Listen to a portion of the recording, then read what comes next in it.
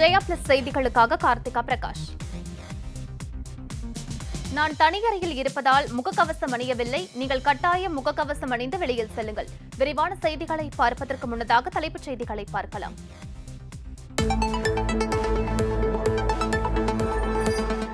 மகாராஷ்டிர முதலமைச்சர் உத்தவ் தாக்கரேவை அறைய வேண்டும் என கூறிய விவகாரம். மத்திய அமைச்சர் நாராயண் ராணே கைது.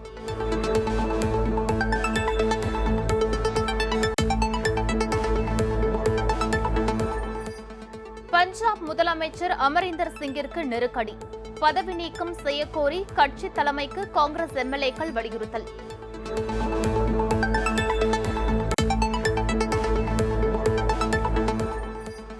காபூலில் இருந்து மக்களை அழைத்து வர சென்ற உக்ரைன் விமானம் கடத்தல். உக்ரைன் அமைச்சர் எனின் தகவல்.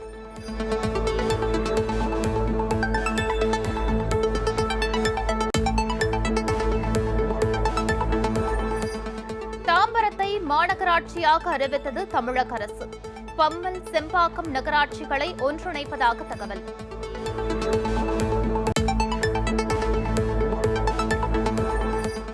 ஊராட்சி மன்ற தலைவர்களுக்கான மதிப்பூதியம் 1000 ரூபாயில் இருந்து 2000 ரூபாயாக அதிகரிப்பு. சட்டப்பேரவையில் அமைச்சர் அறிவிப்பு.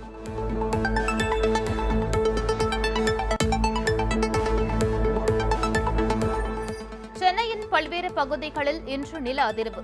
வங்கக்கடலில் மையம் கொண்ட நில அதிர்வு ரிக்டர் அளவில் 5.1 பதிவு.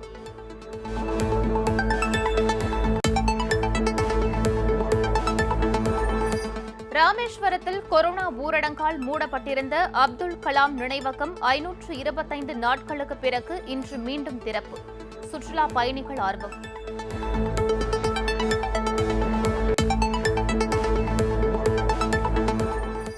வளிமண்டல மேலடுக்கு சுழற்சி காரணமாக தமிழகத்தில் வரும் 28ஆம் தேதி வரை பரவலாக மழைக்கு வாய்ப்பு. வானிலை ஆய்வு மையம் தகவல்.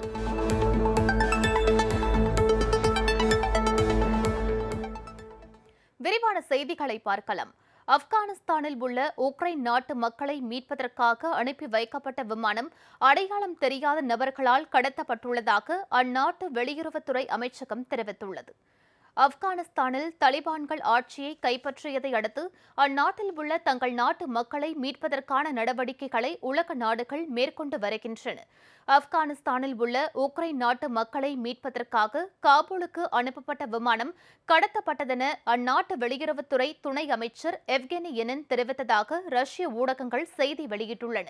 கடந்த ஞாயிற்றுக்கிழமையன்று கடத்தப்பட்ட இந்த விமானம் அடையாளம் தெரியாத நபர்களை ஏற்றிக்கொண்டு ஈரானுக்கு சென்றதாக உக்ரைன் வெளியுறவுத்துறை துணை அமைச்சர் எவ்கெனி எனின் கூறியுள்ளார். ஆனால் ஈரான் விமான போக்குவரத்து துறை அமைச்சகம் இதனை மறுத்துள்ளது. மகாராஷ்டிர முதலமைச்சர் திரு உத்தவ் தாக்கரேவை அவதூறாக பேசியதற்காக மத்திய அமைச்சர் நாராயண் ராணே கைது செய்யப்பட்டுள்ளார். மகாராஷ்டிர மாநிலம் ராய்காட் மாவட்டத்தில் நடைபெற்ற பாஜகவின் மக்கள் ஆசி யாத்திரை நிகழ்ச்சியில் மத்திய சிறு குறு மற்றும் நடுத்தர தொழில்துறை அமைச்சர் திரு நாராயண் ராணே பங்கேற்றார். அப்போது பேசிய அவர், நாடு சுதந்திரம் பெற்று எத்தனை ஆண்டுகள் ஆனது என்பது கூட தெரியாத மகாராஷ்டிர முதலமைச்சர் திரு உத்தவ் தாக்கரேவை ஓங்கி அறைய வேண்டும் என பேசினார். இதனைத் தொடர்ந்து மும்பையில் உள்ள ராணேவின் இல்லத்தை சிவசேனா தொண்டர்கள் முற்றுகையிட்டு கண்டன கோஷங்களை எழுப்பினர். மேலும் நாசிக்கில் உள்ள பாஜக அலுவலகம் மீது கல்வீச்சு தாக்குதலில் ஈடுபட்டனர். சிவசேனாவின் யுவசேனா அமைப்பினர் அளித்த புகாரின் பேரில் திரு நாராயண் ராணே மீது புனே காவல் நிலையத்தில் 2 பிரிவுகளின் கீழ் வழக்கு பதிவு செய்யப்பட்டது. தன் மீதான எஃப்ஐஆரை ரத்து செய்ய வேண்டும் என திரு நாராயண் ராணே தொடர்ந்த மனுவை அவசர வழக்காக விசாரிக்க மும்பை உயர்நீதிமன்றம் மறுத்துவிட்டது. இதனைத் தொடர்ந்து மத்திய அமைச்சர் திரு நாராயண் ராணேவை கைது செய்து நாசிக் போலீசார் விசாரணைக்காக அழைத்து சென்றனர்.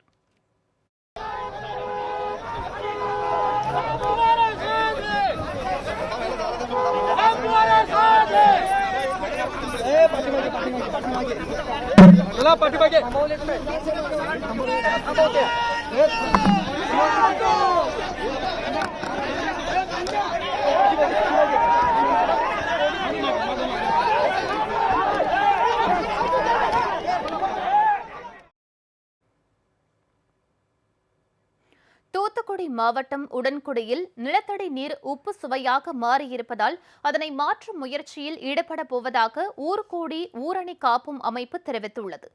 நிலத்தடி நீரை சீர் செய்யவும் அப்பகுதியில் தூர்ந்து போன ஏரி, குளம், குட்டைகளை தூர்வாரும் பணிகளிலும் இந்த அமைப்பு ஈடுபட உள்ளது.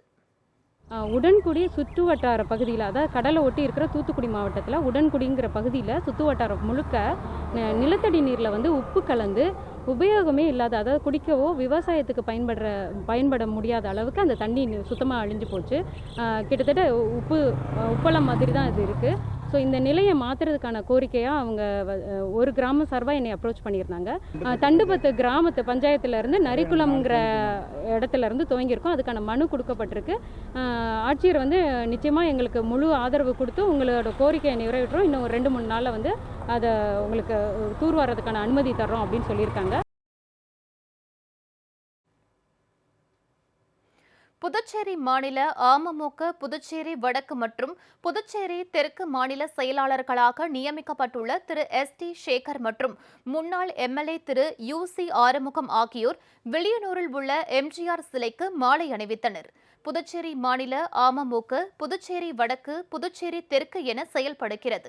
புதுச்சேரி வடக்கு மாநில செயலாளராக திரு ST சேகர், புதுச்சேரி தெற்கு மாநில செயலாளராக முன்னாள் MLA UC ஆறுமுகம் ஆகியோர் நியமிக்கப்பட்டுள்ளனர்.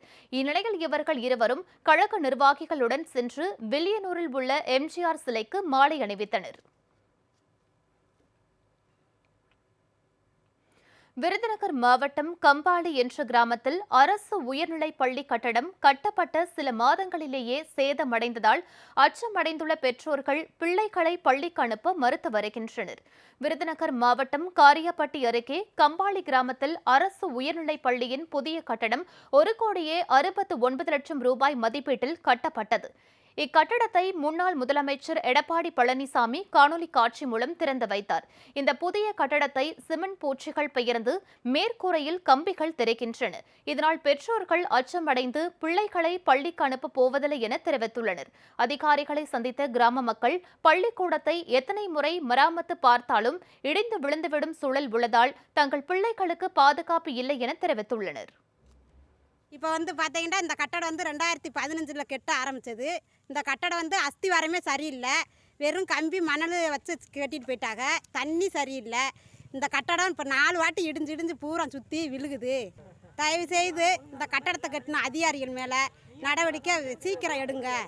நாங்கள் பிள்ளைகளை கடைசி முடிவு எங்களுக்கு அதுதான். கிராமத்துலேருந்து பிள்ளைகளை இந்த கட்டடத்துக்கு அனுப்பவே மாட்டோம். இந்த கட்டடத்தை பார்க்குறதுக்கு பதிலாக திருப்பி பக்கத்தில் ஒரு சின்ன கட்டடம் கட்டி கொடுத்தாலும் அந்த கட்டடத்துக்கு பிள்ளைகளை அனுப்ப எங்களுக்கு விருப்பம். இந்த நிலையில் பெற்றோர்களும் அதிகாரிகளும் கலந்து பேசிக்கொள்ள சமாதான கூட்டத்திற்கு ஏற்பாடு செய்யப்பட்டது. ஆனால் கிராம மக்கள் வராததால் தேதி அறிவிக்கப்படாமல் கூட்டம் ஒத்திவைக்கப்பட்டது.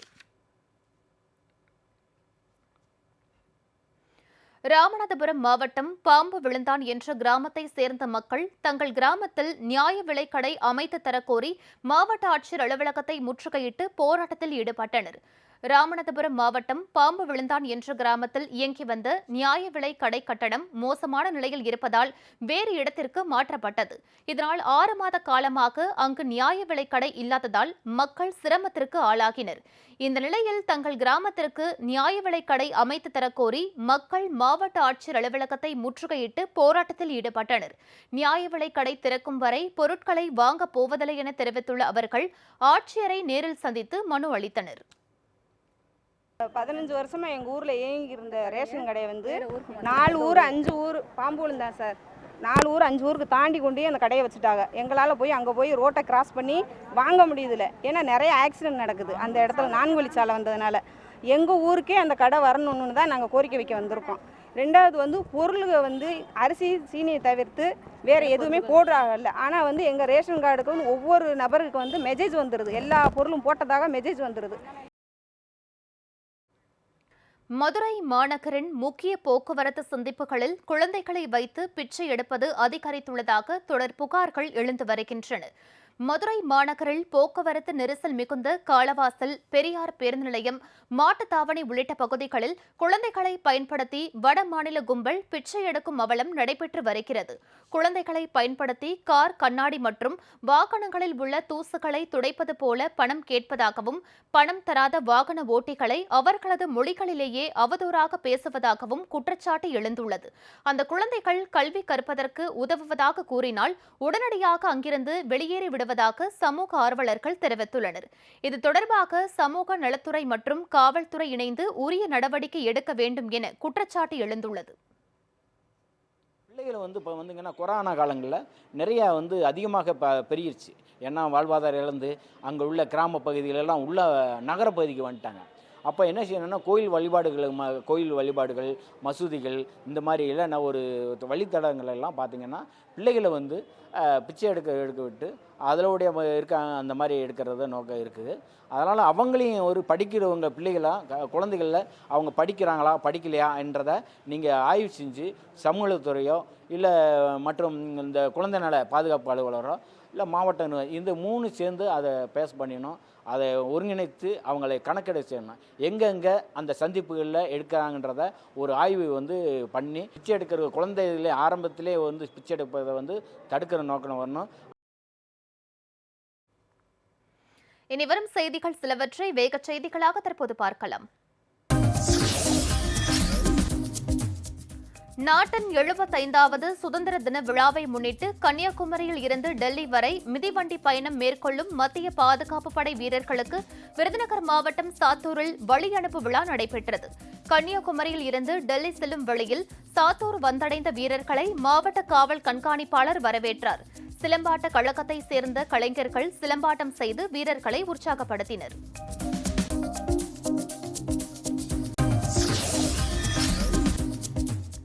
தாம்பரத்தை அடுத்த சேலையூரில் உள்ள ஸ்ரீ ராகவேந்திரா சுவாமி ஆலயத்தில் ஸ்ரீ ராகவேந்திரா சுவாமிகளின் 350வது ஆராதனை விழா சிறப்பாக நடைபெற்றது. ஸ்ரீமடத்தில் உள்ள புது மந்த்ராலயாவில் நடைபெற்று வரும் விழா கடந்த 22ஆம் தேதி தொடங்கி வரும் 26ஆம் தேதி வரை நடைபெறுகிறது. அதன்படி இன்று மத்தியாராதனை நிகழ்ச்சி நடைபெற்றது. செங்கல்பட்டு வடக்கு மாவட்ட கழக செயலாளரும் புது மந்த்ராலயா ஆலய ஸ்தாபகருமாகிய மா கரிகாலன் தலைமையில் நடைபெற்ற இந்நிகழ்ச்சியில் திரளான பக்தர்கள் மற்றும் பொதுமக்கள் பங்கேற்றனர். ஸ்ரீ ராகவேந்திரா சுவாமிகளுக்கு பால், பன்னீர், தேன் உள்ளிட்ட பொருட்களை கொண்டு சிறப்பு அபிஷேகம் மற்றும் மகா தீபாராதனை நடைபெற்றது. பின்னர் பொதுமக்களுக்கு அன்னதானம் வழங்கப்பட்டது.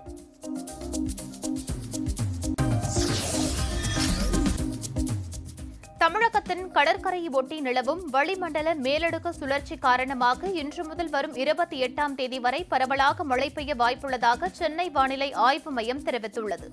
சேலம், வேலூர், திருவள்ளூர், திருவண்ணாமலை, நீலகிரி, திண்டுக்கல் உள்ளிட்ட இடங்களில் இடி மின்னலுடன் கூடிய மழை பெய்யக்கூடும் என்றும், சென்னையில் அடுத்த 2 நாட்களுக்கு நகரின் சில பகுதிகளில் இடி மின்னலுடன் கூடிய மிதமான மழைக்கு வாய்ப்புள்ளதாகவும் குறிப்பிடப்பட்டுள்ளது. தென்மேற்கு, மத்திய மேற்கு அரபிக்கடல் பகுதிகளில் மணிக்கு 40 முதல் 50 கிலோமீட்டர் வேகத்தில் காற்று வீசும் என்றும், இன்று முதல் வரும் 28ஆம் தேதி வரை தென்மேற்கு, மத்திய மேற்கு அரபிக்கடல் பகுதிகளுக்கு மீனவர்கள் செல்ல வேண்டாம் எனவும் வானிலை ஆய்வு மையம் அறிவுறுத்தியுள்ளது.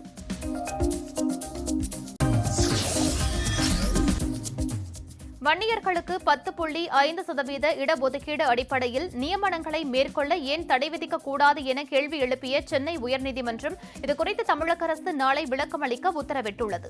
வழக்கு நிலுவையில் உள்ளபோதே சட்டத்தின் கீழ் நியமனங்கள் நடைபெறுவதால் தடை விதிக்க வேண்டும் என மனுதாரர்கள் தரப்பில் கோரிக்கை விடுக்கப்பட்டது. இருதரப்பு வாதங்களையும் கேட்டு இடைக்கால உத்தரவு பிறப்பிப்பது தொடர்பாக நாளை முடிவெடுப்பதாக நீதிமன்றம் தெரிவித்துள்ளது. இறுதி விசாரணைக்கான தேதியை நாளை முடிவு செய்வதாகவும் நீதிபதிகள் சுந்தரேஷ், கண்ணம்மாள் தெரிவித்தனர்.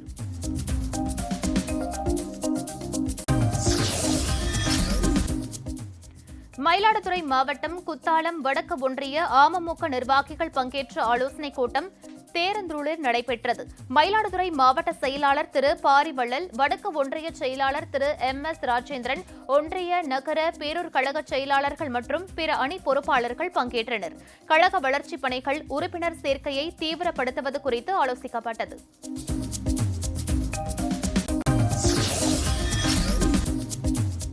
தாம்பரம், பல்லாவரம், செம்பாக்கம், பம்மல், அனகாபுத்தூர் ஆகிய நகராட்சிகள் மற்றும் அதை சுற்றியுள்ள பேரூராட்சிகள், ஊராட்சிகளை ஒன்றிணைத்து தாம்பரத்தை மாநகராட்சியாக தமிழக அரசு அறிவித்துள்ளது. மேலும் காஞ்சிபுரம், கும்பகோணம், கரூர், கடலூர், சிவகாசி ஆகிய நகராட்சிகளை மற்றும் அதனை சுற்றி வளர்ச்சியடைந்த உள்ளாட்சி அமைப்புகளை ஒன்றிணைத்து மாநகராட்சியாக தரம் உயர்த்தப்படும் என தெரிவிக்கப்பட்டுள்ளது.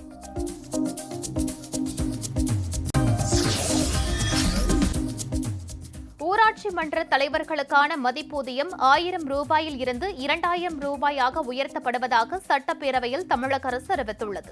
ஊராட்சி மன்ற தலைவர்களுக்கு மதிப்பூதியம் தற்போது 1000 ரூபாய் வழங்கப்பட்டு வருகிறது. இதனை உயர்த்தி தர வேண்டும் என கோரிக்கை எழுந்தது. இந்நிலையில் ஊராட்சி மன்ற தலைவர்களுக்கான மதிப்பூதியத்தை 2000 ரூபாயாக உயர்த்தி தமிழக அரசு அறிவித்துள்ளது.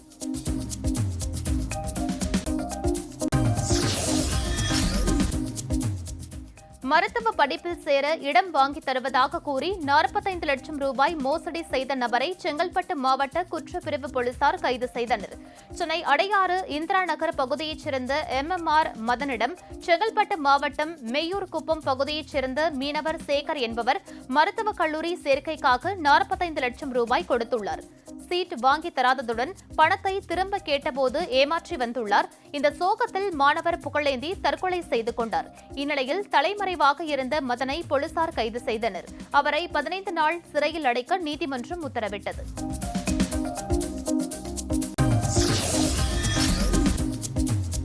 தஞ்சையில் தலைமை காவலர் வீட்டின் கதவை உடைத்து நகைகள் மற்றும் ரொக்க பணம் கொள்ளையடிக்கப்பட்டன. தஞ்சையில் பூக்கார முதல் தெருவை சேர்ந்த சத்தியமூர்த்தி சென்னையில் தலைமை காவலராக பணியாற்றி வருகிறார். தஞ்சை ஞானம் நகரில் புதிதாக வீடு கட்டியதால் சுப நிகழ்ச்சிக்காக வீட்டை பூட்டிவிட்டு குடும்பத்துடன் சென்றுள்ளார். பின்னர் வீடு திரும்பிய போது கதவுகள் உடைக்கப்பட்டு பீரோவில் இருந்த 15 சவரன் நகைகள் மற்றும் 4 லட்சம் ரூபாய் ரொக்க பணம் கொள்ளை போனது தெரியவந்தது. இதுகுறித்த புகாரின் பேரில் போலீசார் சம்பவ இடத்தில் மோப்பநாய் மற்றும் கைரேகை நிபுணர்களின் உதவியுடன் விசாரணை மேற்கொண்டு வருகின்றனர்.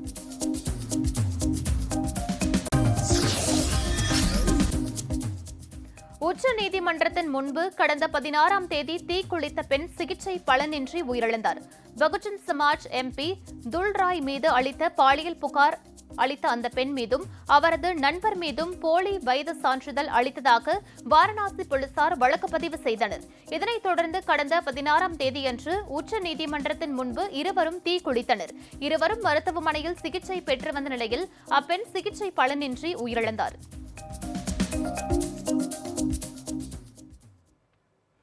ஆந்திர மாநிலம் காக்கிநாடா அருகே வங்கக்கடலில் இன்று பிற்பகலில் நிலநடுக்கம் ஏற்பட்டது. இதன் தாக்கம் சென்னையிலும் உணரப்பட்டதாக தேசிய நில அதிர்வு மையம் தெரிவித்துள்ளது.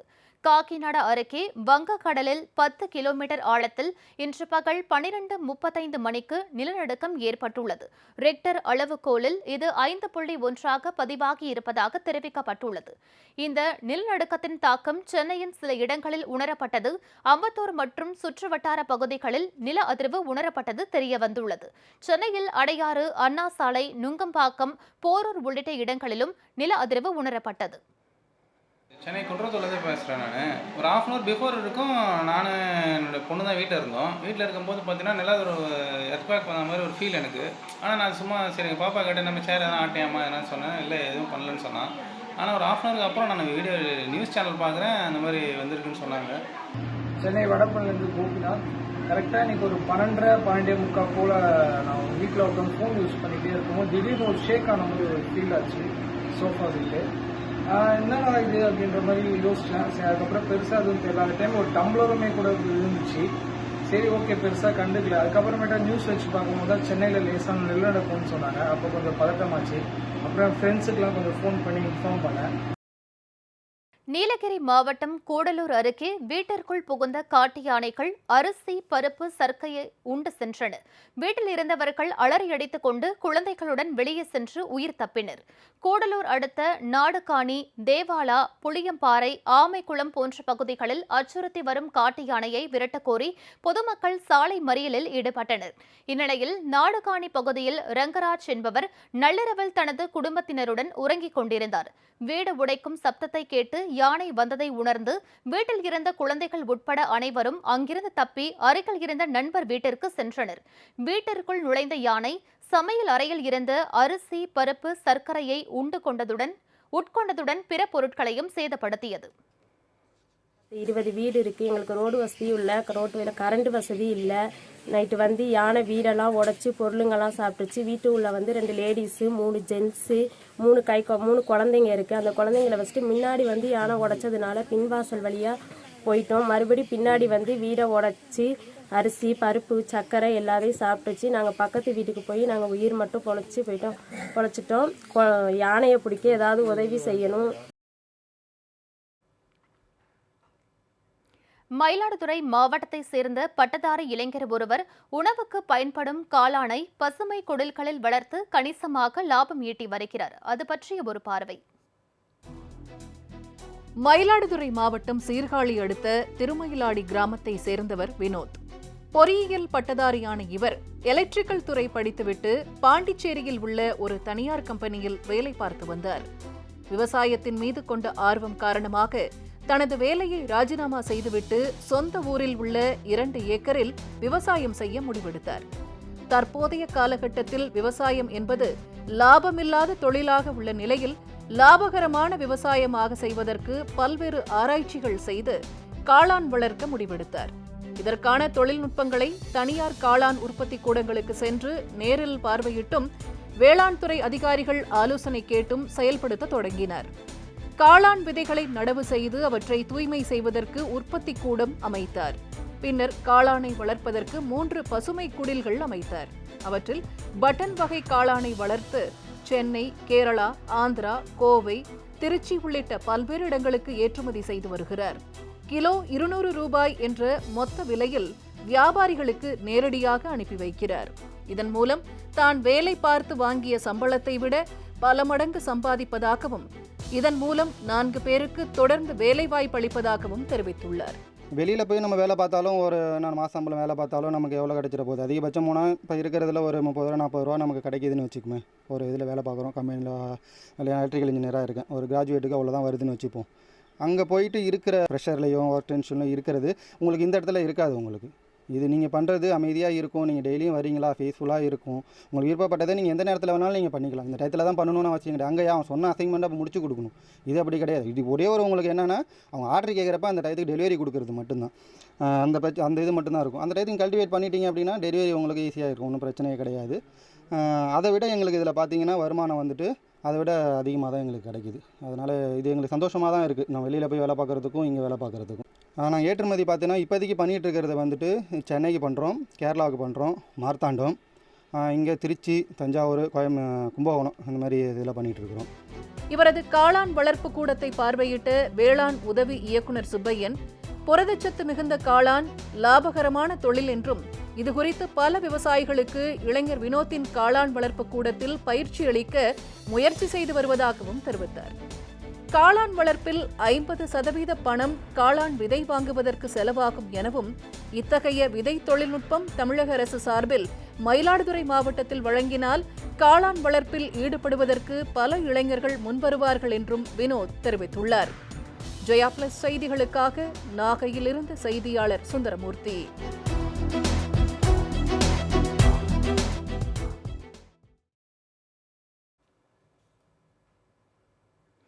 இனி உள்ளூர் முதல் உலக நிகழ்வுகள் வரையிலான A to Z செய்திகளை மிக சுருக்கமாக பார்க்கலாம். சென்னையில் தலைமை காவலராக பணியாற்றி வரும் சத்யநாதன் என்பவரது வீட்டில் கதவை உடைத்து 15 பவுண்ட் நகை மற்றும் 4 லட்சம் ரூபாய் ரொக்கம் கொள்ளையடிக்கப்பட்டுள்ளது.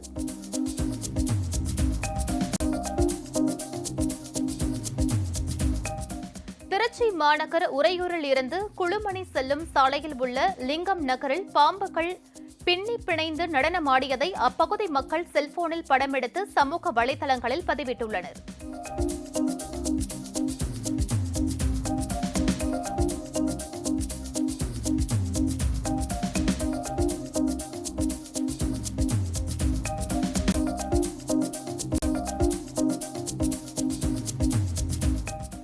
தொழிற்சங்கங்களின் உரிமைகளையும் மாநில அரசுகளின் உரிமைகளையும் புறக்கணிக்கும் 4 தொழிலாளர் தொகுப்பு சட்டங்களை திரும்ப பெற்ற வேண்டும் என வலியுறுத்தி சென்னை வள்ளுவர் கோட்டத்தில் அமைப்பு சாரா தொழிலாளர்கள் சார்பில் ஆர்ப்பாட்டம் நடைபெற்றது.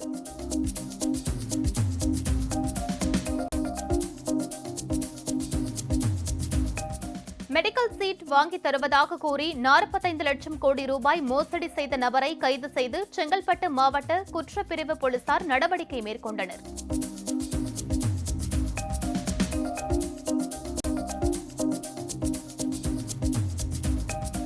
சிவகங்கை அருகே பாரம்பரிய புரவி எடுப்பு விழாவிற்கு அனுமதி வழங்க கோரி 100க்கும் மேற்பட்டோர் மாவட்ட ஆட்சியரிடம் கோரிக்கை மனு அளித்தனர்.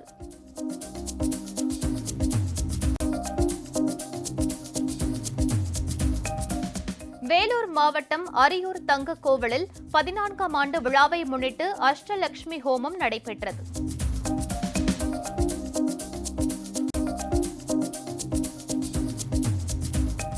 பெரம்பலூர் மாவட்டம் செட்டிக்குளம் பகுதியில் வயலில் இருப்பு வைக்கப்பட்டிருந்த சின்ன வெங்காயத்தை திருடி சென்ற நபரை விவசாயிகள் கையும் களவுமாக பிடித்து போலீசாரிடம் ஒப்படைத்தனர்.